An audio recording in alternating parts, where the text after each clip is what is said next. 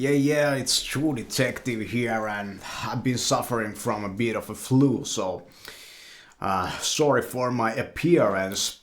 But today there's another book review for you over here, Willie Nelson, My Life. And Will Nelson is that country singer, and he's still alive, an old man, a pretty fucking old man, and this is his memoir. And I think it's a kind of a autobiography that he wrote himself, but mostly in this book he talks about writing songs because that's what he has been doing, singing. He doesn't talk too much about the ways of singing or singing itself. He talks a lot about his, not drug use, but the use of weed in this book, and defends it very well, truly, in this book too, which I didn't kind of dig because I have quit using that, and I realized that it's not so great for you. But maybe Willie Nelson is different and he can get away with it. Famous people get away with a lot of stuff that normal people can't get away with. And he also talks about his financial situations, about how as an artist the world has changed, how making how making money as a music artist is very different than it used to be. He talks about all of that. And what else can I say about this book is that it's a very kind of mind-wandering type of an experiment where you don't really understand the timeline of it very well.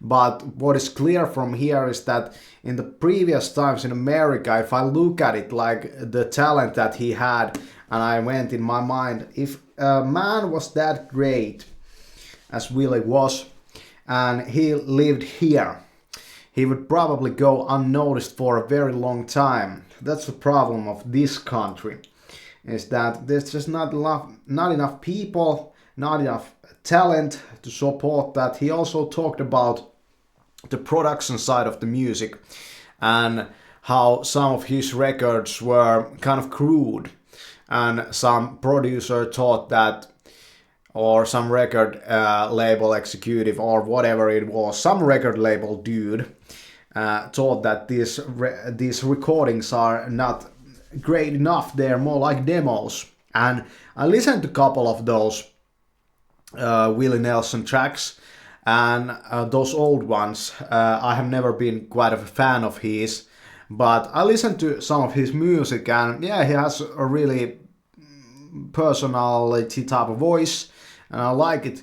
But some of his old tracks are recorded really badly. I think that it has been mostly the problem with the microphone that they have used, and it's a kind of a flat sound, and that's what he was being criticized over here by the record executive too, that the sound is flat, and it would have to produced or taken to a producer to get rid of that. But I think that it was just recorded with a wrong mic, his voice. And through that I realized that even some of these pretty great artists have used pretty shitty gear in the past.